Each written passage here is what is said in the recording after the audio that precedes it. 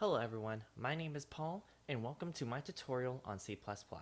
Now this is an introduction tutorial, so this will be great for people who have some programming experience but don't know C++, or for people who don't have any programming experience and or just want to learn a programming language.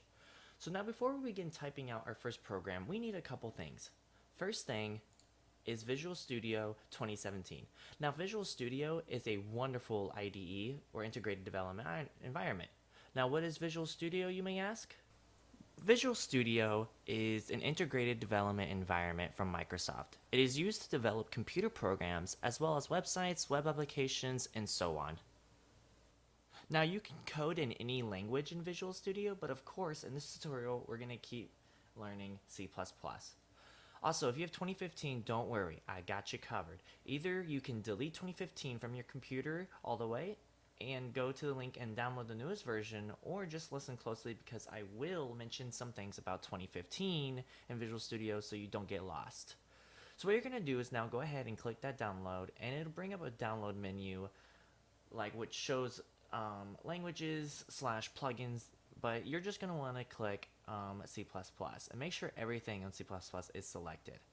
If you happen to miss anything, don't worry, just go back to the download wizard and you can download more plugins. Now, once you've downloaded, I'll answer a few questions before we actually get into programming, as these answers might help you. Now, an IDE is an integrated development environment, which is a software application that provides the basic tools developers need to write and test software. So typically in an IDE, it contains a code editor, compiler, and a debugger. Now, source code is the fundamental component of a computer program that is created by a programmer. So basically, anything that you write is a source code. So now once your project is done built, it'll bring you to a screen like this. Now, if you're using a 2015 version, you probably might not see these, but that's okay. I'll show you how to get it.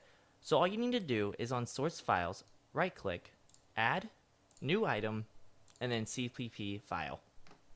You're also going to want to name it and then hit add.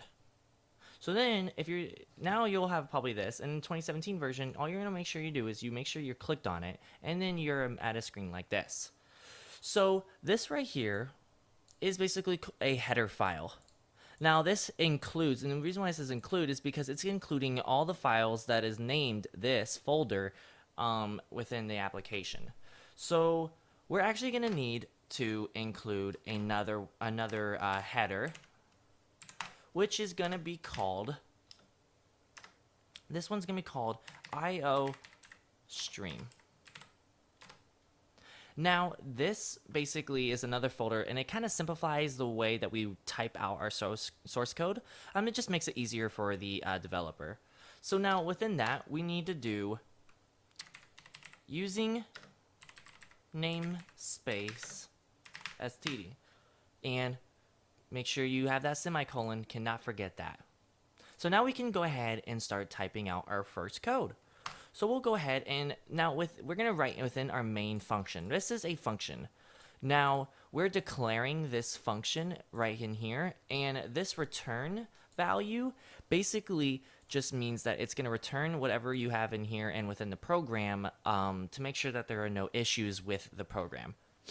So what we're going to do is we're going to do cout, and then we're going to go ahead and do open quotations, and then hello world. Now, we'll make sure you do not forget that semicolon. So if you go ahead and build solution, and then as you can see, it's building it right there. Build one succeeded. We're going to go to debug, start without debugging. Boom. Now you can see that you have the hello world, and then press any key to continue. Now this press any key to continue is pretty annoying. It's just a standard thing that they add in here.